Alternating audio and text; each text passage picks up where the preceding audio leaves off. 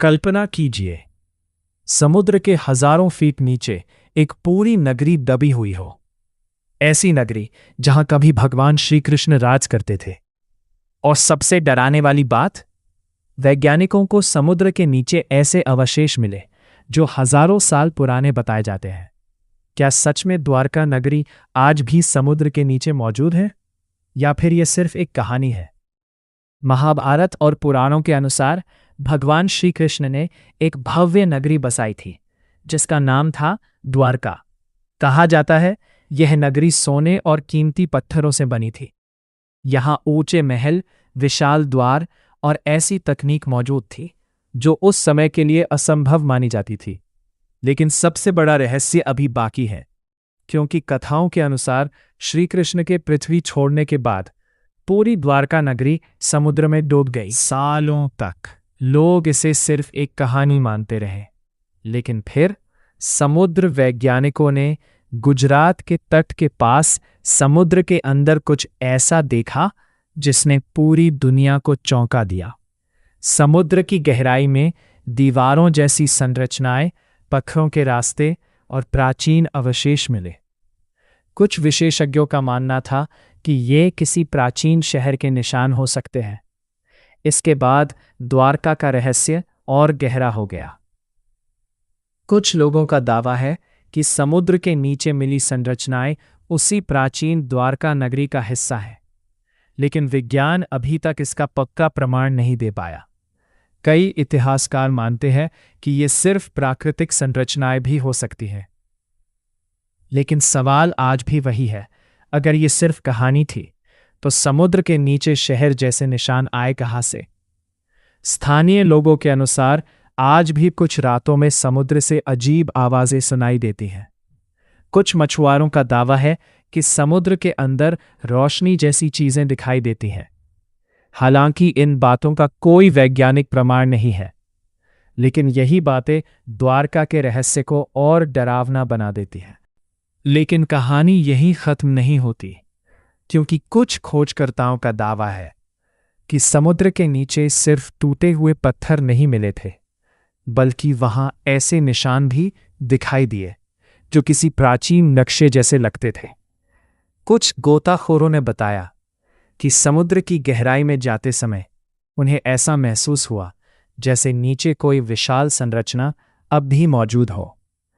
अंधेरे पानी के बीच लंबी दीवारें, सीढ़ियों जैसी आकृतियां और गोलाकार पत्थर दिखाई देते थे। सबसे हैरान करने वाली बात, कुछ जगहों पर पत्थर इतने व्यवस्थित थे कि उन्हें प्राकृतिक मानना मुश्किल लगता था। इसके बाद कई लोगों ने दावा करना शुरू किया कि द्वारका सिर्फ एक धार्मिक कहानी नहीं, बल्कि एक खो चुकी सभ्यता भी हो सकती है। हालांकि वैज्ञानिकों का कहना है कि समुद्र के अंदर बनने वाली प्राकृतिक संरचनाएं कई बार शहर जैसी दिखाई दे सकती है, लेकिन सवाल अभी भी बाकी है। अगर ये प्राकृतिक है तो इतनी समान आकृतियां एक साथ कैसे मिली? द्वारका से जुड़ी कुछ कहानियां और भी ज्यादा डरावनी है।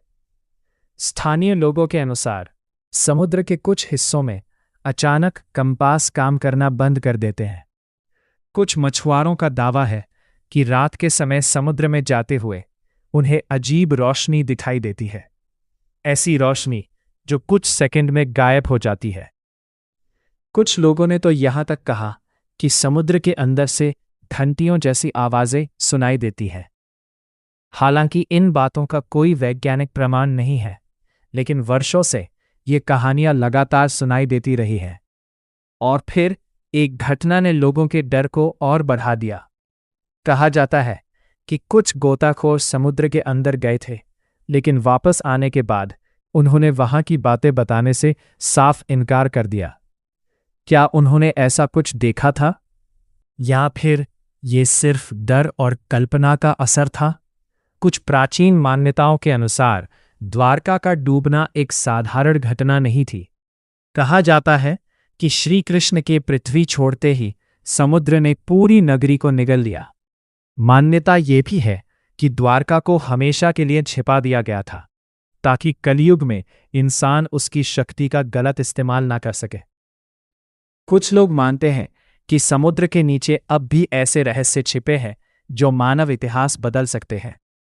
लेकिन विज्ञान आज भी ठोस सबूत खोजने की कोशिश कर रहा है, क्योंकि अब तक कोई ऐसा प्रमाण नहीं मिला जो पूरी तरह साबित कर सके कि समुद्र के नीचे मिली संरचनाएं वास्तव में श्री कृष्ण की द्वारका ही है। लेकिन एक बात आज भी लोगों को सोचने पर मजबूर करती है।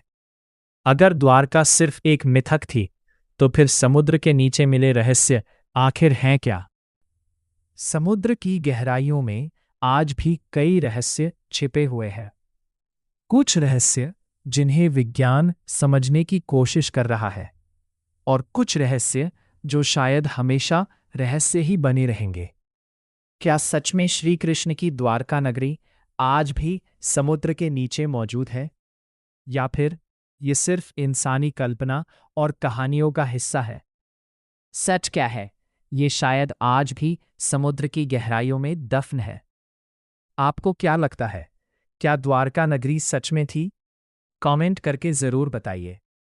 और ऐसे ही रहस्यमयी और डरावनी कहानियों के लिए चैनल को सब्सक्राइब करना मत भूलिए।